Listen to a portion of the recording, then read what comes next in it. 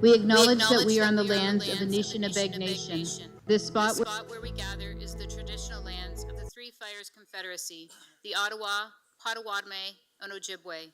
We also recognize that this land is now home to the Delaware Nation. This land was settled through the McKee Purchase Treaty of 1790, and we, as the beneficiaries of the treaty, must recognize our responsibilities, including our collective responsibilities to the land and water. Mr. Mayor, we do not have a supplementary agenda this evening, and we have three pecuniary interest, and they are on items 17C, Councillor Story for the application for deeming bylaw for Thomas and Karen Renwick, and also Councillor Story for item 17D, the application for plan of condominium with exemptions under Section 9 of the Condominium Act, and Councillor McGrail under item 19A, the Citizen Review Committee of Council Remuneration. And now we have recognition. I'd like to welcome Alice Ure, the Vice Chair, for an announcement of the Chatham-Kent Agricultural Hall of Fame 2023 inductees.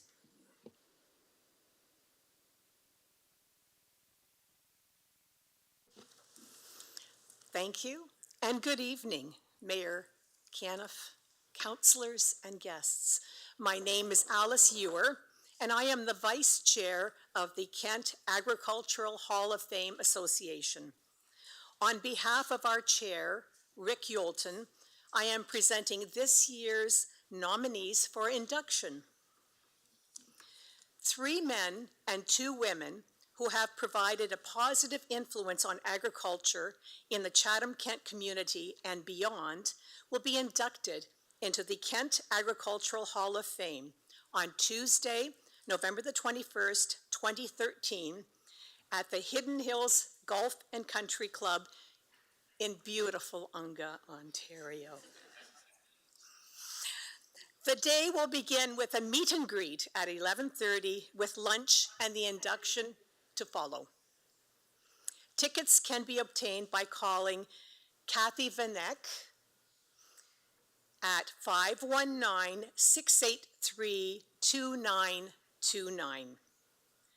The first of our nominees is Ron Anderson, who was from the former Dover Township. The late Ron Anderson's passion was agriculture. He was a visionary and an agricultural specialist.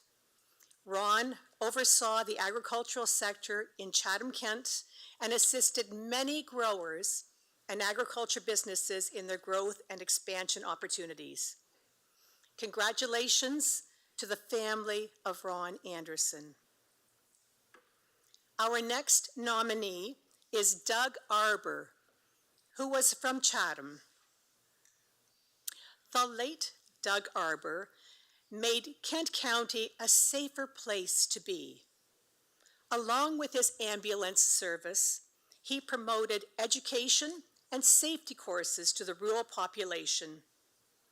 He also worked to improve the rural emergency response when accidents did occur. Congratulations to the family of Doug Arbor. Our next nominees are Diane and Robert DeVolder of the former Dover Township. Diane and Robert DeVolder were early adopters of the latest technology to advance agriculture in efficiency, on economic returns, and to improve the environmental impact on area farms. Their knowledge, passion, and foresight helped make farmers successful. Congratulations to Diane and Robert DeVolder.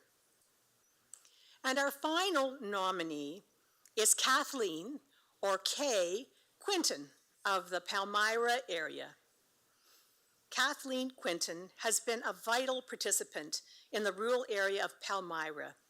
She has been active in farming, leading 4-H, and teaching adults, as well as promoting a healthier environment. She stands as a model for young farm women across rural Canada. Congratulations to Kathleen Quinton.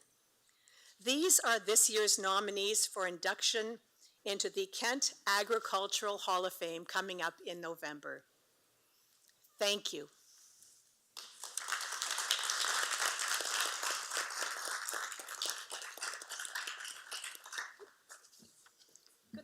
Mr. Mayor, next we have presentations. We have Hydro One here this evening regarding an update on the community projects. I'd like to welcome Malika Kara, who is present with us this evening to do the presentation, and also on the Zoom call, we have Craig Pruitt.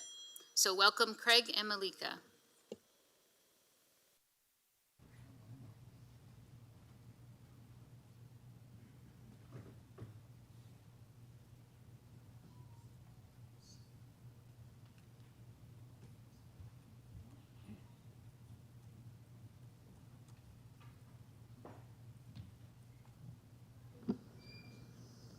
Good evening, all. My name is Malika, and I'm the Manager of Community Relations responsible for the major projects in Southwestern Ontario. I'm joined virtually by my colleague, Craig Pruitt, who is the Manager of Major Projects. We're here today to share some exciting updates, which we want to share this evening. On behalf of both Craig and myself, I wanted to thank you for allowing us the opportunity to present. I will now pass it off to Craig, who will give us a brief overview of the organizations that we work with. Craig, go ahead. Good evening, everybody. Hopefully you can hear me okay. So this slide here is showing the key organizations and the structure of the electricity sector in Ontario in relation to Hydro One and our regulators and approvers.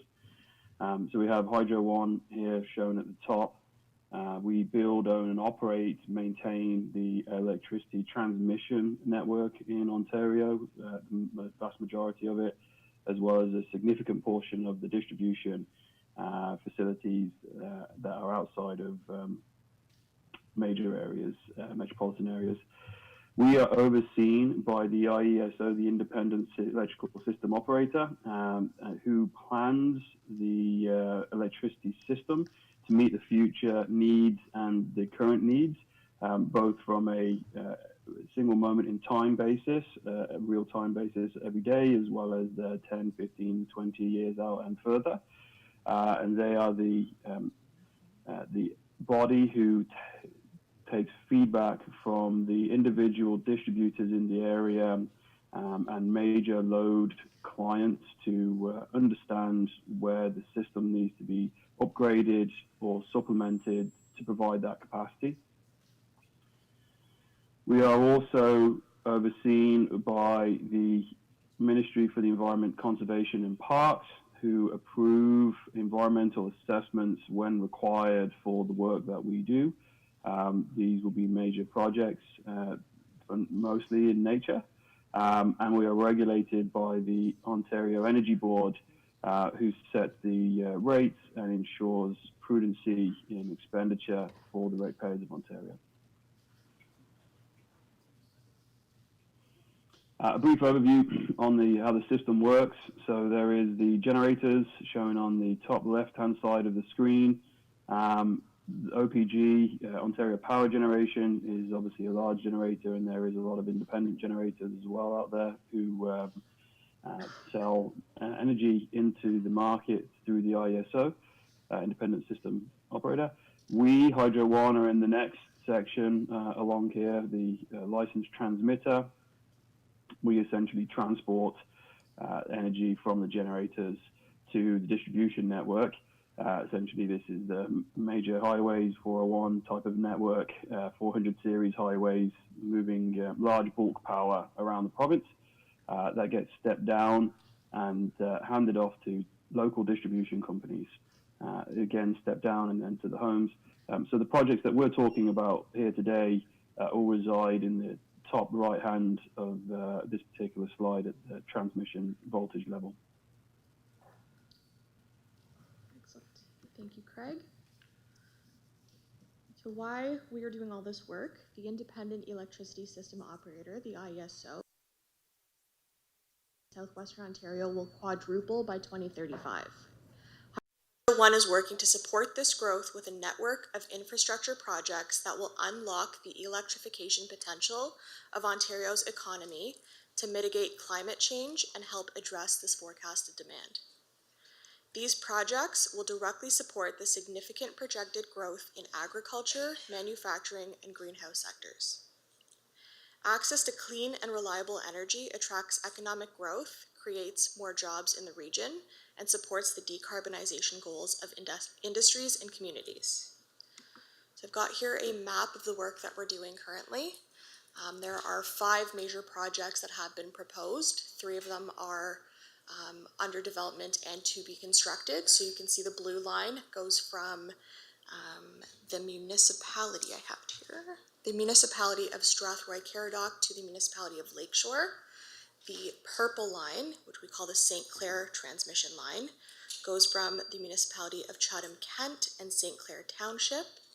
And the yellow line, which we call Chatham by Lakeshore, is from the municipality of Chatham-Kent and the municipality of Lakeshore.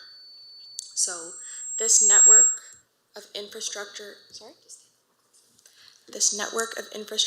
includes 5 proposed projects. So 2 upcoming projects that are not shown on the map are a second line between Longwood TS and Lakeshore TS, and also we have marked there Windsor to Lakeshore. So the first one I'm going to talk about today is Chatham to Lakeshore. In 2019, Hydro One announced it would construct a new double-circuit 230 kilovolt transmission line between the municipality of Chatham-Kent and the municipality of Lakeshore, approximately 50 kilometers. Hydro One completed a class environmental assessment in October 22 and received approval by the OEB under Section 92 of the OEB Electricity Act to construct the line in November 2022. Construction activities began in May 2023, with the line anticipated to add 400 megawatts of power to the region. The next line is the St. Clair transmission line. In 2021, the IESO recommended construction of a new double-circuit 230 kilovolt transmission line between the municipality of Chatham-Kent and St. Clair Township, approximately 60 kilometers, to bring an additional 400 megawatts of power to the region. In February 2022, Hydro One initiated a class environmental assessment and began to review 5 route alternatives. The preferred route was announced today based on feedback from Indigenous communities, insight from the general public, key stakeholders, and data from field studies. Feedback for the preferred route will continue over the next several months. We are hosting 3 open houses on June 26, 27, and 28, and encourage all to attend to provide feedback. We will be in Chatham on June 28th from 2 to 8 p.m. at the Kent Belgium Center. The next project to talk about today is Longwood to Lakeshore. In February 2023, Hydro One began planning for 2 double-circuit 500 kilovolt transmission lines, which will extend from the municipality of Strathroy-Caradoc to the municipality of Lakeshore. Through the environmental assessment project, route alternatives will be assessed and preferred routes will be selected. To date, a route selection study area has been identified. Through community open houses, consultation, and initial technical and environmental data collection, route alternatives will be identified. We are anticipating to have more information to share this coming fall. Hydro One puts the planet, people, and communities first. We consult with Indigenous communities, community members, municipal staff, and elected officials like yourselves, government agencies, interest groups, and businesses for planning and decision-making along the way. We understand concerns about the expansion of the electricity network in your community, and we're committed to listening to the communities we serve. Meaningful and open engagement is integral to the successful development of this infrastructure growth. We make every effort to engage with the community and will continue to do so throughout the life cycle of each of these projects. We encourage interested parties to reach out to us directly. We're supposed to have the contact information on here, but I can share that with you after. And that's all for the presentation. I will now open up for any questions. Councillor Story. Thank you, Mayor Thank you, Mayor Caniff. Caniff. Thank you for that Thank you for that presentation. presentation. This is a major infrastructure project going through our community, so it's really important that we hear about it. I apologize if I missed it, or your colleague, but how long will this serve us? How much into the future is this going to be able to manage our current and future electricity needs? Sure. Thank you. Craig? Yeah, thank you for the question. So from a system planning perspective, these lines, so the three that are currently being developed or constructed, so that's Chatham-Kent by Lakeshore, C/L, St. Clair. Those are the two key early lines to relieve the congestion in the system that is in the near term. And the next line, the large line, the Longwood by Lakeshore project, we are required by the ISO to put that in service till 2030.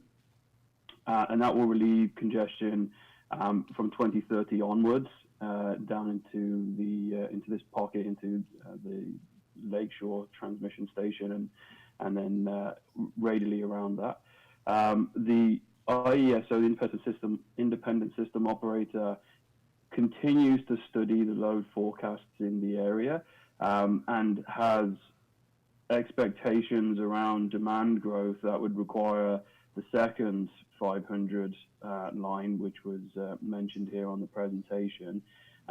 They are not at this point clear on exactly when that line would be required and not provided us with a need date to bring that in service, as they are still watching the load materialize or forecasting the load materialize in the area.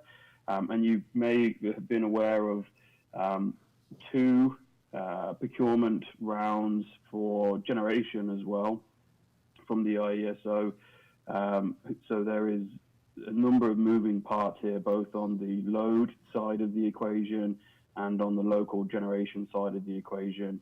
And as those two mature, and the ISO will have greater certainty around the timing of the second 500 line, they will come back and provide that direction both to Hydro One and publicly through their regional planning process. Thank you. Another question to follow up from that. Are the electrical manufacturing plants that are being planned in southwestern Ontario, did those have an impact on this type of project, or are those separate? That is definitely straying outside my particular area of expertise. We're well into planning, system planning at that stage.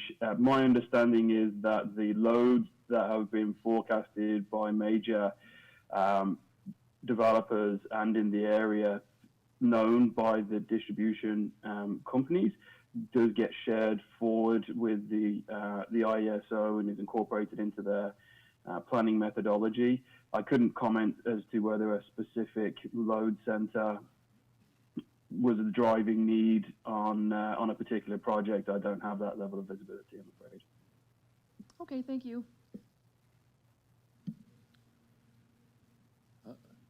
Councillor Jumonville? Hi, thank you for the presentation. I'm just curious when the property owners will be receiving their information packages, the ones that are affected, and when it's the note said that they will be real estate people will be reaching out to them and contacting them. When will all that be taking place? So that's starting today. The packages were mailed out on Friday. They should be in people's mailboxes by today. Real estate reps are in the area this week, so they are going to begin their first round of connecting with the affected property owners. Thank you. See no other questions. Thank you very much for the presentation.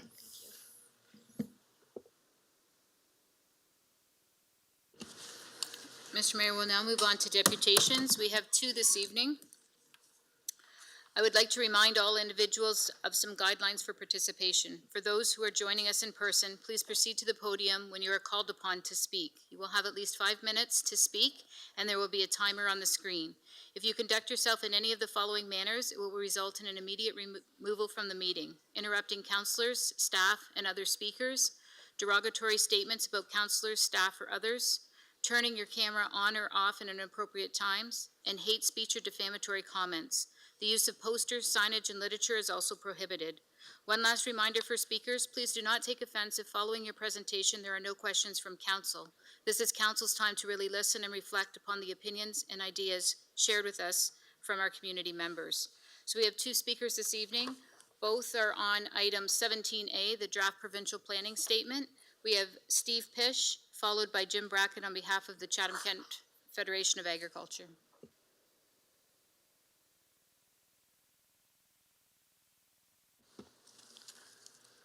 Thank you very much, Mr. Mayor and Council, for giving us a chance to speak about Bill 97. I'll start out by apologizing. Mr. Rush was supposed to be here, and he's run into some sort of problem because we fully expected he would be here, but Jim is going to fill in and do part of this with me. So a research paper has been done for conventional development versus managed growth. This is in regards to Bill 97, of course. This study has revealed the high cost of urban sprawl. A minimum increase of public services alone indicates an increase of 10%. Local road maintenance and new road construction is 10%. There is also a higher cost to building residential units of 8%. This sprawl increases productive farmland loss by 21%. This could be reversed by high-density development and current transit infrastructure. Between 2011 and 2016, the ag community has lost 175 acres a day. Between 2016 and 2021, that loss has increased to 319 acres a day. This equals a total loss of 582,400 acres in those 5 years. Official plan amendments are most at risk for farm acres lost. Over 72,000 acres of prime farmland have been lost to amendments. OFA believes land use policies and decisions will keep growth between fixed urban boundaries. OFA does not support land lot severances, but does support additional residential units to support the agricultural operations. OFA asks that rural and urban together preserve prime farmland and specialty crop areas. OFA believes that farming to produce food, fiber, fuel, flowers, and nursery stock is the best use of farmland. Remember, only 5% of Ontario is considered class 1, 2, 3, and 4 farmlands suitable for crop production. At the current rate of farmland taken out of production, by 2050, we will lose half of our current producing farmland acreage. Ontario has one of the few high-producing areas in the world that have a crop that is consistently produced without irrigation year after year. This farmland is a gift to the world for the future. Because we are surrounded by the Great Lakes, we are somewhat shielded from global warming. This is a privilege that we have. When this property is used for roads, industry, and housing, we must plan in more resourceful ways to preserve this farmland for many generations to come. We will never grow more farmland. We must remain diligent even if Bill 97 is defeated. The use of some of the new bills already passed this year, plus MZOs and the new provincial policy statement that is coming soon, must be carefully analyzed to uphold the integrity of Chatham-Kent as an urban and rural agricultural community for the generations to come. Thank you. Thank you, Steve. Next is Jim.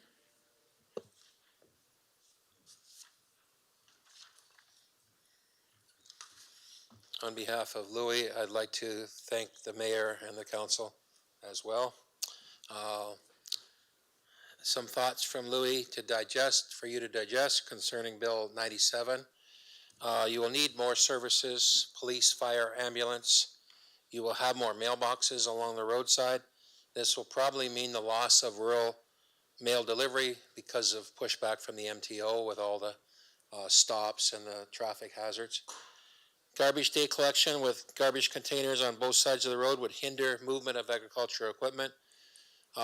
This will cause issues for agriculture, farm machinery movement, and traffic delays. MTO will only allow a certain number of road access points, therefore a secondary inner road would need to be constructed, taking away more prime ag land. speed limit reductions in these developed areas reduced to 40 kilometers an hour. For livestock, minimum distance set aside, or MDS, is not the only issue. Transportation in excess cold or heat for beef, pork, poultry, and milk, etc. Because of speed reduction causing delays in these newly populated lot services, this could cause regulations for transporting livestock by animal welfare activists. Paved roads will be chosen for these lot severances. This will move transportation to our rural back roads. Agricultural input transportation with large equipment will be hindered to make on-time deliveries. Time is money. This will cause higher costs for our inputs and farm production.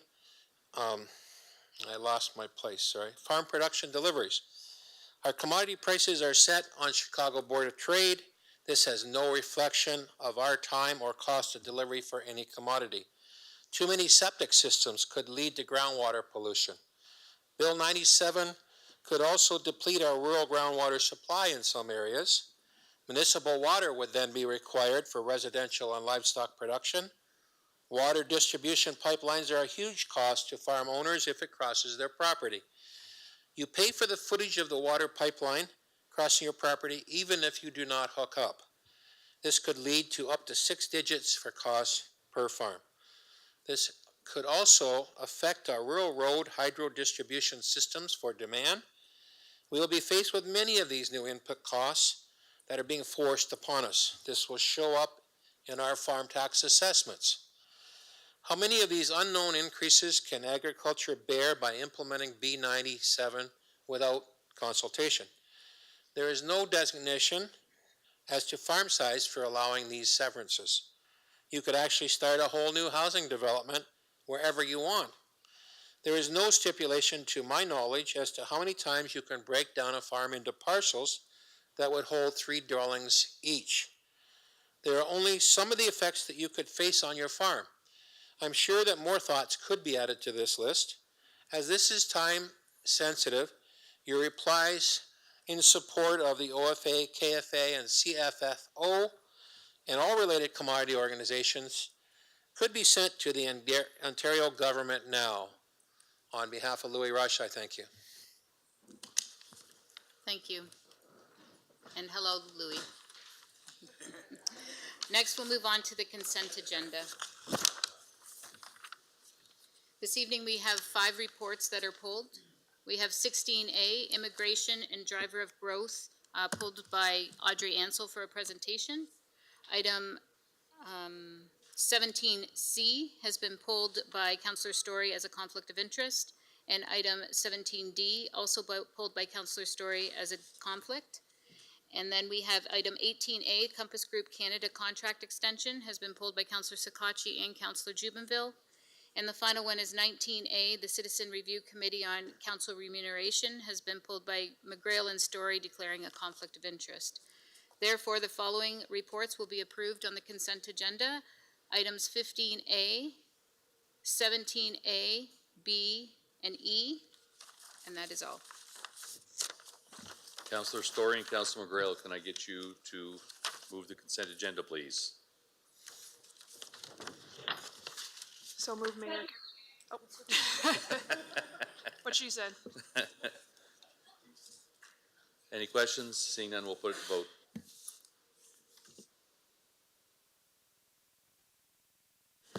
Councillor McGrail?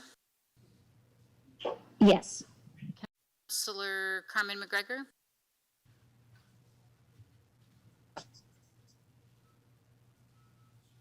Councillor Carmen McGregor? Okay. Yes. Thank you. Councillor Sakachi? Yes. Thank you. All votes are in. Motion passes 15-0. Now we'll move on to item 16A, Immigration, an information report and presentation by Audrey Ansel, Director of Community Culture and Connections.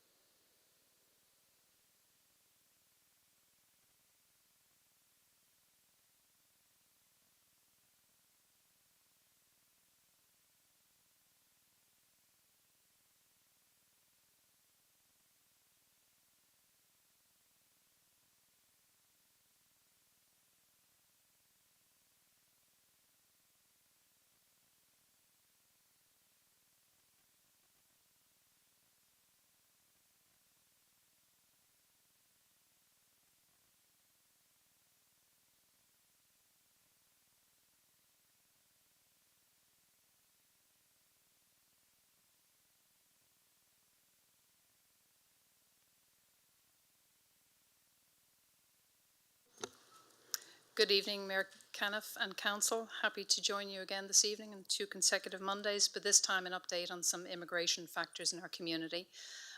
Immigration really has been a driver of growth for our community. Ethnocultural diversity, I think we'll all agree, is definitely changing in our community, but ultimately all adding to our community culture. So in the report, you have an attachment, and it outlines some of the timeline on matters related to immigration and the work that has happened here municipally. But to summarize all of that, essentially, back in 2007, Council of the Day identified immigration as a strategic priority. And then since 2011, immigration has been assigned basically municipally to the community attraction and promotion area. And across that time, we have seen a number of initiatives. I'll update you on some of those, as well as changes in our overall population during that time. Over the time period, well, really since the last census, the population has started to increase. Council is aware of that, a 2.3% population increase after consecutive declines for the 3 previous census periods. But the detail in that in relation to immigration is basically that there was a 7.2% increase in the number of immigrants in Chatham-Kent. So that basically translates to the fact that immigration is actually driving some of our population growth here in the community. It's outpacing the broader population growth. And I would draw your attention to the fact that 9.1% of Chatham-Kent's population is now made up of folks who are immigrants or foreign-born. Immigration really has been the main driver of growth, population growth in Canada, and is projected to continue to be so. So much so that by 2041, it is projected that 50% of Canada's population will be immigrants or the children of immigrants, so that firstborn population. So definitely demographic change is happening across the country, but also here in Chatham-Kent. In terms of some of the makeup of where people are arriving to our community from in the last census period, there were about 845 folks arrived as immigrants during that period. 165 of them came from India. Mexico was another top source country, Syria, the USA, Jamaica, and so on. So a little snapshot there of who is actually arriving in our community. Definitely update Council on the fact that really prior to, from most of Chatham-Kent's immigrants came in the 1950s and 60s, came from European countries. That is now changing. It's clear in the data what's actually happening here. Also draw Council's attention to the fact that there has been significant growth in what is termed racialized community members. So 47.7% increase. So they're just under 6,700 members of our community from the last census who are members of racialized communities in Chatham-Kent. So that's around about 2,300 people added in the last census. In terms of some current immigration initiatives, largely centered off our work in community attraction and promotion and the Living CK website, so livingck.ca. Large focus of the work there is promoting and showcasing immigrants who are choosing our community, as well as other residents, but certainly immigrant testimonial stories as to why they're choosing Chatham-Kent and what is keeping them here. We also have as far as we're aware, over 20 cultural communities in Chatham-Kent, and they are certainly a very important part in terms of retention for folks who arrive in our community, whether you're coming here as a family physician or engineers and whoever is arriving to our community. It's very, very important that they have those connections and community connection building.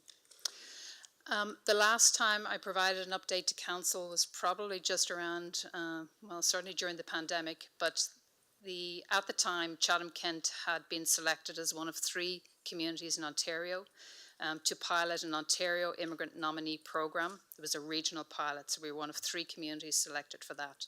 So we based a lot of our work on CK Immigrate to Work. The initiative was announced in December 2019. The pandemic, of course, came into play in March 2020. So the pilot only launched in July 2020. So it's basically open for about 18 months. But within that time, the premise of the whole Immigrant Nominee Program is if you have a full-time permanent job offer in a community and with an employer, you can apply for permanent residence. So during that 18-month period, 67 individuals were nominated for permanent residence through the pilot project.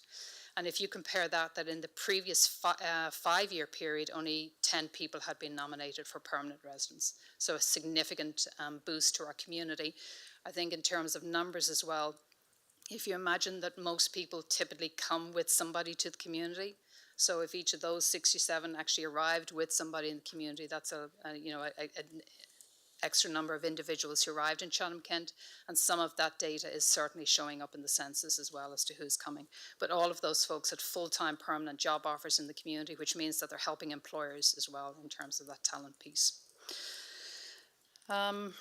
So that project has ended in terms of the pilot project, but we have extended it this year in as much as our focus is on how we ensure that immigrants who are living outside our community are attracted to Chatham-Kent. So Chatham-Kent has always been big on secondary migration, so you land in some of the bigger cities and then you learn about our community and start to move here.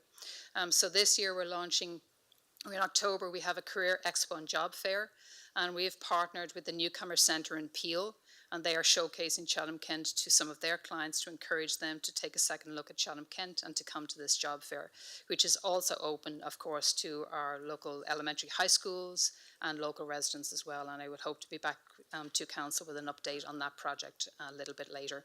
But as part of that, we've also put on a series of intercultural competency workshops. And again, the goal is to try and help employers get ready for what undoubtedly is going to be much more diverse workforces into the future. The Chatham-Kent Local Immigration Partnership, a key component of all of this work, it's funded by the federal government, Immigration, Refugees and Citizenship Canada. It's in its 13th year, so it's been around a long, long time. It's very well established. It's one of the older LIPs in the country. It has about 37, 38 community groups sit at the table for the local immigration partnerships, school boards, healthcare sector, employers, folks providing direct service or public libraries at the table too. So definitely a very important part of the community working together to help settle immigrants who arrive here in Chatham-Kent. In addition, the Local Immigration Partnership established an immigrant advisory group. So folks who are living the experience of what it's like to come here. There are 38 members from 22 different countries represented at that table now. So a very rich source of information on what is actually happening, what it's like to settle here in Chatham-Kent. The LIP itself, its strategic goal is that by 2025, more newcomer immigrants in Chatham-Kent will feel welcomed and valued and are contributing and thriving members of the community within 5 years of arrival to Chatham-Kent. So last week when I was here, I spoke about an immigration survey. So we completed one previously. We will do another one this year. But we have some data and metrics from that. So on a scale of 1 to 10, basically 7.1 people, or 71% of folks, feel welcomed in Chatham-Kent as immigrants, and 67% feel that they're valued in the community. So that was from the last survey. So again, we're hoping that we're going to see improvements when we survey again on that. But that's some of the mission in terms of what the LIP is trying to do there. In terms of accessing information, so if in your travels you come across folks who are new to the community, are not sure how to get connected, the Living CK website, the social media channels, our own community traction promotion area is very much focused on ensuring that people are connected in the community and are able to put down roots as part of that. So ultimately, I suppose in summary that, to sustain a relationship with immigrants who come to our community takes a lot of work, takes a lot of effort, as it does with any relationship. I think when people are choosing Chatham-Kent and we're expecting them to put down roots here, we're asking them to make big decisions, big investment decisions about where they're going to invest their time, their families, their careers. And I think it's incumbent upon us to ensure that we're working towards building our community culture and connections as part of that work. So that's a summary update for Council, and I'd be happy to take any questions or comments from you. Councillor Story. Thank you, Audrey. You know I love these presentations. Question about the nominee program. It was a pilot, you said. Do you have any sense if that will be continued? Thank you, Councillor Story, through the Mayor. I'm happy to come back every week if you'd like to hear a presentation from me. The pilot itself has finished, completed. Certainly the province sees this as a success. and have recognized the importance of ensuring that immigrants are driven out to other communities outside the bigger centres. As part of the Ontario Immigrant Nominee Programme application now, there are extra points for choosing rural, smaller communities outside the GTA. So provincially, they're recognizing that there's obviously a need to ensure that people are arriving really to where the jobs and the demand is for them. So the pilot itself has ended, but it's certainly still supportive of smaller rural communities. Great, thank you. Sounds like it was very successful. Councillor B. McGregor? Thank you, Mayor Caniff. Really great presentation. It's wonderful to see the trends going in the right directions. Could you maybe comment on some of the challenges we might see moving forward? So where those pressure points are in continuing to see growth, continuing to attract immigration. I'm thinking particularly looking at the percentage of individuals on student visas and sort of the struggle with housing. Do we see any challenges or things that we should be ahead of moving forward? Through the Mayor to Councillor McGregor, thank you for that question. Lots of challenges, I think certainly housing is obviously one. We're not alone in that though. That is a really a global issue really. You know, when I look at my own home country, same issues there as well. So housing is definitely an issue. We've got a lot of international students here in our community. They're on postgraduate work permits. They can work for folks, so we've got to make sure that we're connecting them to the local labour market. I'm working with our employers to help employers through the pathway through to supporting them through to applying for permanent residence so that they can actually retain them here. I think you've seen some of the numbers around racialised communities and the growth there, but the importance then of cultural, ethno-cultural groups that helps connect them in the community, whether it be faith-based as well, you know, or social groups. But I think that welcoming community, which Chatham-Kent was selected as Canada's first welcoming community by the federal government, and I think it speaks very much to the collaboration that actually happens in Chatham-Kent to make sure that no stone is left unturned for people who come to the community. So there's no doubt there are headwinds, but there are strong tailwinds too. Great, thank you. Okay, seeing no other questions, we'll move on to item 17, community development. 17C, application for deeming bylaw, Thomas and Karen Renwick, and 1000241-009 Ontario Inc., Talbot Trail, Community of Romney, West Kent. We have a conflict of interest by Councillor Story. Councillor Allen and Councillor Finn, can I get you to move this, please? Happy to move it. Oh, Councillor Jubenville, you fill in. Yes, I will second. Any questions? Seeing none, we'll put it to vote. Councillor McGrail? Yes. Councillor Carmen McGregor?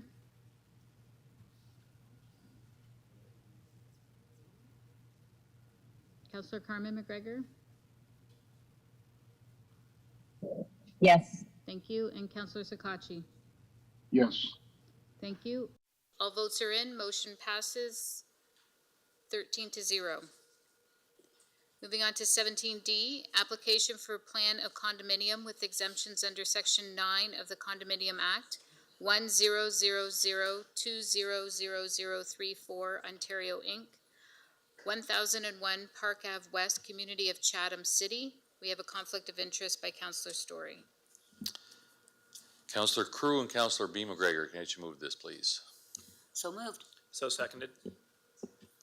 Any questions? Seeing none, we'll put it to vote. Councillor McGrail? Yes. Councillor Carmen McGregor? Yes. And Councillor Sakachi? Yes. All votes are in. Motion passes 13-0. Go on to item 18, finance, budget, information technology, and transformation. 18A, Compass Group Canada contract extension. Councillor Scotchy?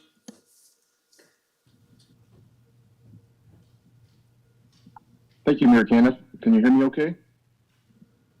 Sure can. Yes, I'd actually like to move an alternate motion that that council direct administration to negotiate the potential of a shorter term extension or examine placing a clause that permits the potential for the municipality to opt out of a particular provisions or to terminate the contract early at a specified time period noted in the contract. And if I can get a seconder, I'll just go over a few minor comments. Councillor Jubenville? I will second that. Councillor Scotchy, floor is yours.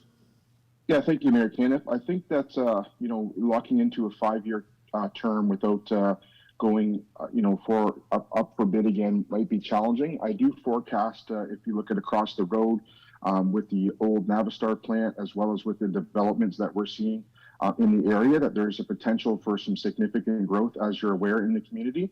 And I think that sending this back to administration to look at their potential aspects of the contract, maybe a shorter term, or the potential to opt out of the contract is very beneficial to council. Now, given that, I trust that staff and administration will have the conversations, and if there is any challenges, they would bring those challenges back. Looking for council support and yourself, Your Worship. Thank you. Juvenile, anything to add? No, I agree with what he says. Okay. Councillor Pinsino? Yeah, I agree with that too, Your Worship. I was hoping at some point in time we were going to get to a break even here, but we were promised that in the beginning. I realized we went through COVID, but yeah, I think a shorter term's good. And if we do get all this growth across the road, maybe we can get this closer to a break even point. Thank you. Councillor Hall? Yeah, just a quick question, Mayor Caniff. Just throwing it to staff. Is there any concerns, I guess, sending it back? Just wonder if staff can comment on that. Thank you, Mayor Caniff. So to the question, no, I have no concerns with taking it back. We're under contract to the end of 2023, so we have some time. So taking it back for a discussion, just reminding council, the original contract that we signed in 2018 only gave the option for a 5-year extension. So that's what came to you tonight. But with your direction tonight, we can take that back and have the discussions and see what they're open to. Thanks, Gordon. Seeing no other questions, we'll put, Councillor Bondi. Thank you, Mayor Caniff. Gord, question would be for you. If we shorten I like the idea of this, but if we shorten the contract to, say, 3 years, do you have any concerns that if there is some really good stuff happening across the road, that in 3 years we may face like a worse deal? Or where do you stand on this one? Like, obviously, you know everything about this compared to us. Thank you, Mayor Caniff. I think the real concerns are the recent inflation escalations in both food and wages to run a convention center. So Compass Group was the only bidder in 2018. So it's really up. So as mentioned in the motion, and there's hope for things being built across the road and the economic activity that we're seeing in Chatham-Kent, perhaps encouraging multiple bids and which hopefully it could be a better price or better results, but it would, we also could end up with no bids and be searching for an operator as well. But this would give us, if it was a 2 or 3 year extension, if they were agreeable to it, it would give us an opportunity to, knowing that it has to go out, we would go out way far earlier before the end of the contract, so would have time to react to whatever happened when we issued the RFP. Sure. And I apologize, that was kind of a mean question. Like, can you predict the future? So, thanks. Councillor Scotchy, you have final words. Yeah, just final words, Mayor Caniff. First and foremost, I'd just like to apologize to staff because I did have a great conversation with Gord on Sunday, and I appreciate him taking my call, kind of springing this on this in last second. I just think it's very prudent for us to do this, but in the motion as well, it does say negotiate the potential.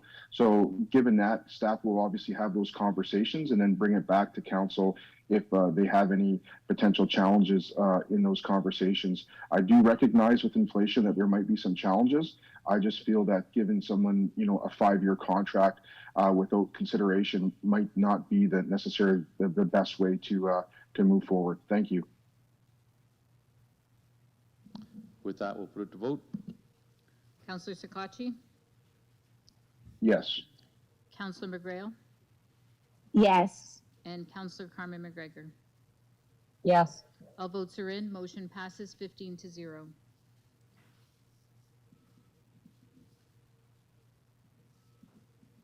Okay, we'll go to approval of communication items. We Counselor, have one more. oh, 19. sorry. Item 19, corporate services.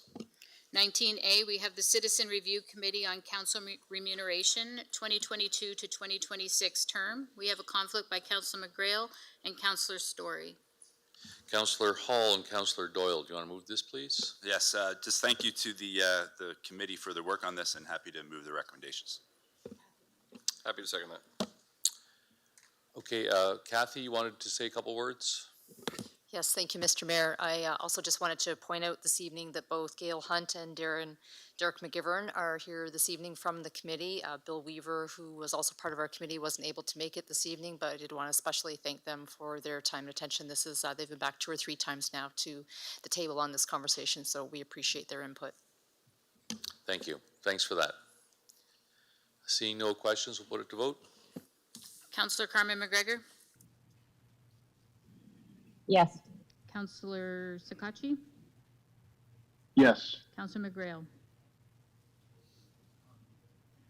Has I'm conflict. no. Thank you.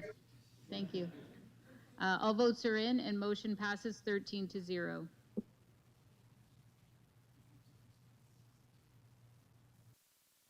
All right, let's try this approval of communication items again. Councillor Finn and Councillor Pinson will both want to talk about the same item. Councillor Finn, you want to talk about it first, and then I'll go over to Councillor Pinson. Item 2A.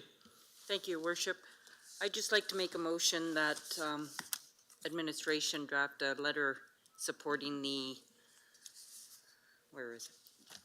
the 4 primary care organizations in Chatham-Kent comprising of the Chatham-Kent Family Health Team, Thamesview Family Health Team, Tilbury District Family Health Team, and Chatham-Kent Community Health Services in their expanding and enhancing interprofessional primary care teams. Councillor Pinson, is that along what you want to talk about as well? That is, and I'll All right, second excellent. it. So you'll second it then. That's Okay, right. perfect. Anyone opposed to that motion? Seeing none, motion's approved. And can I get Councillor Finn and Councillor Pinson to approve the rest of the communication items, please? Happy to make that motion. I will second it. All right. Any questions?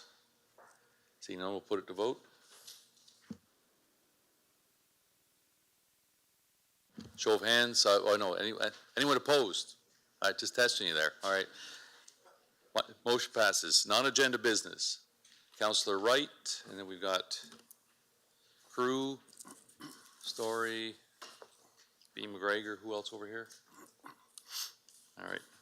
Go ahead, Councillor Wright. Thank you, Mayor Caniff. I have 2 things tonight. I'd like to congratulate Kay Quinton on her inductee to the Agricultural Hall of Fame there, and Gord is her son here, so that's kind of nice to see somebody from around the table here get elected as mother, so that was great. The other thing I got to talk about is Mayor Bear, sitting at Mayor Caniff's desk here.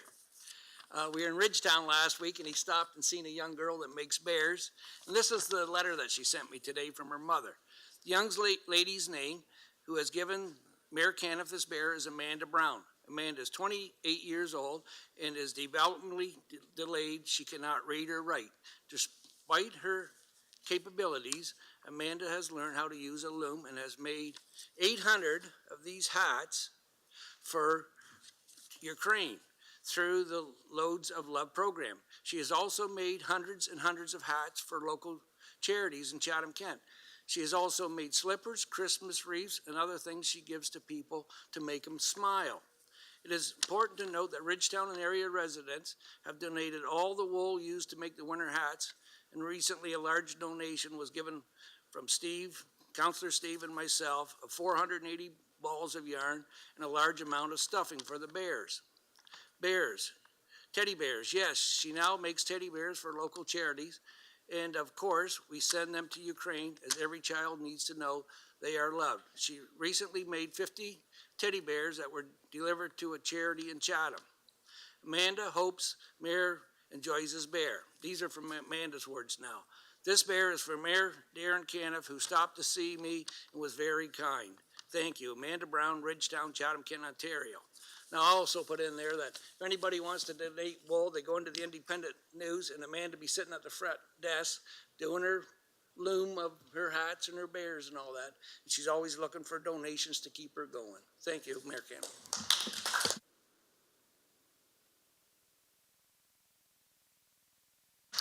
She certainly put a smile on my face. She's an amazing woman. So that if you're out Ridgetown Way, stop in and say hi.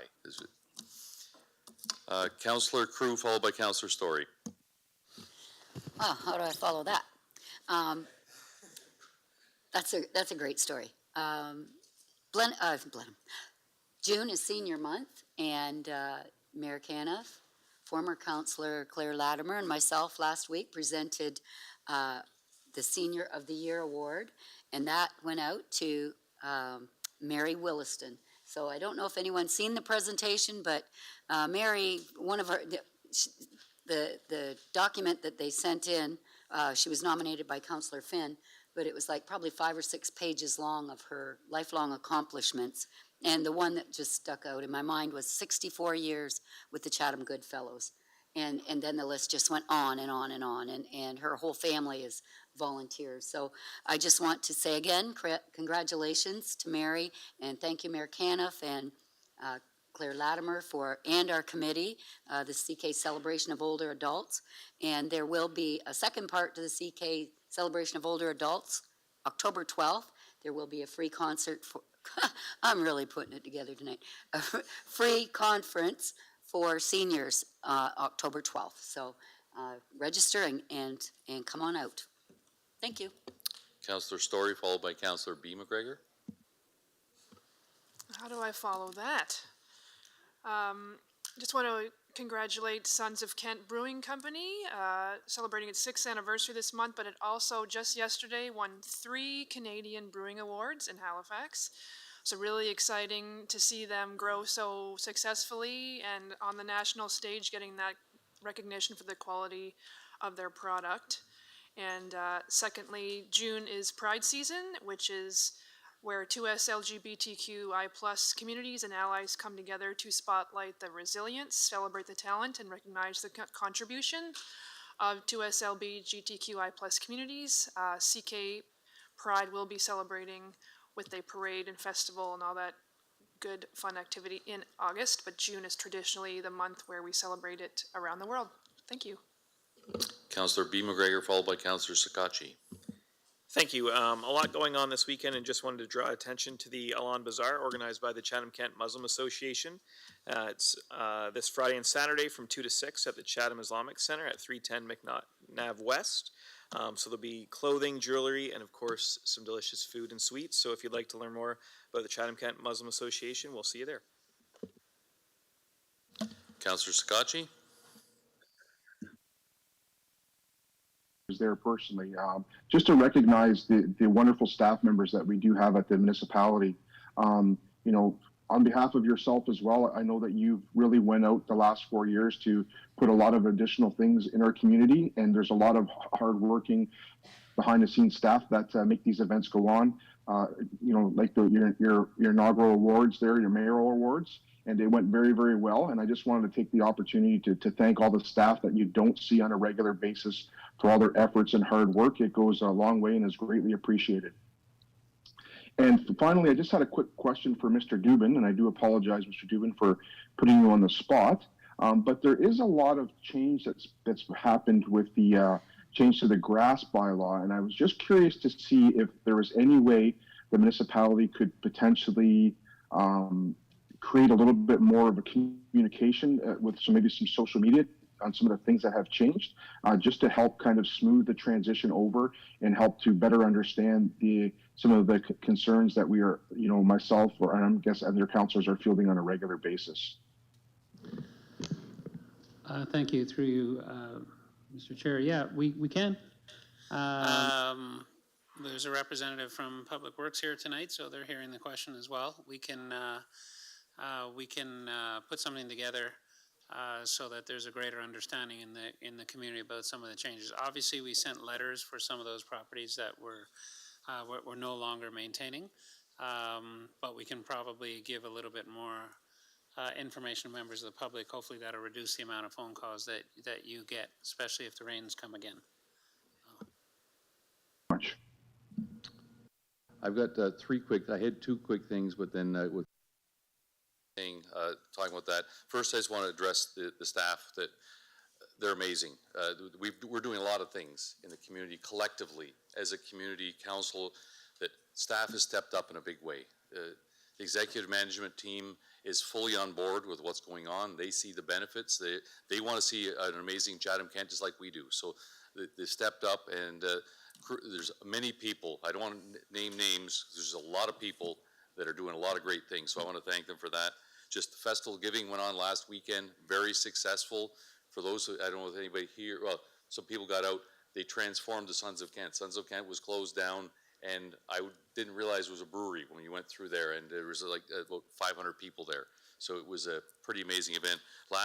There's this little thing called the Fergie statue unveiling happened this weekend. Just want to, anybody listening, I'd love to have everyone out that Saturday at 1:45, be there. For the ceremony is going to start at 2, and then afterwards at Sons of Kent, there's going to be a party, and all that's free for anybody who wants to come out. So I want to make sure that we have lots of people out to celebrate that. With that, we'll move to the first and second reading of the bylaws. Councillor Pincinel and Councillor Hall. Happy to move it, Your Worship. So seconded. Anyone opposed? Motion carried. Third and final reading, Councillor B. McGregor and Councillor Bondi. So moved. Thank you, Mayor Caniff, and seconded. Anyone opposed? Motion carried. And then resolution of council in closed session adjournment, Councillor Crew and Councillor Finn looked at me, so you can wrap it up. I move that Chatham-Kent Council adjourn to its next meeting to be held Monday, June 12, 2023, and that Chatham-Kent Council authorize itself to meet in closed session on that day to discuss any matters permitted by the Municipal Act. I so move. Seconded. Anyone opposed to wrapping up at 7:05? All right, it's a wrap. Have a great night.